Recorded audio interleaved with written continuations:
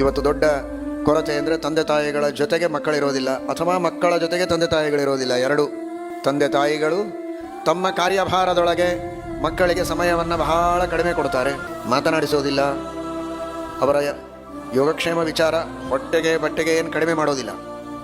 ಹಣಕ್ಕೆ ಕೊರತೆ ಇಲ್ಲ, ಕೇಳಿದಷ್ಟು ಹಣ ಕೊಡ್ತಾರೆ.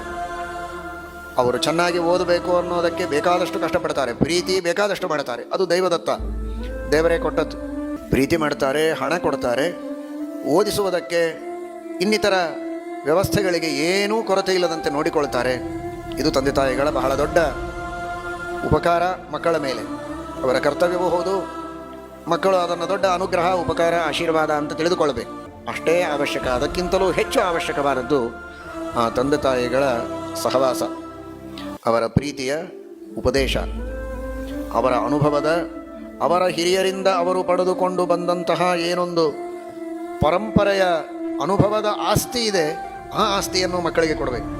ತಮ್ಮ ಹಣವನ್ನು ಕೊಡ್ತಾರೆ, ತಮ್ಮ ಮನೆಯನ್ನು ಕೊಡ್ತಾ ಇದ್ದಾರೆ, ಬೆಳ್ಳಿ ಬಂಗಾರ ಏನೇನು ತಾವು ಮಾಡಿರ್ತಾರೋ ಎಲ್ಲ ಮಕ್ಕಳಿಗೋಸ್ಕರ ಅಂತಲೇ ಇಟ್ಟು ಹೋಗ್ತಾರೆ.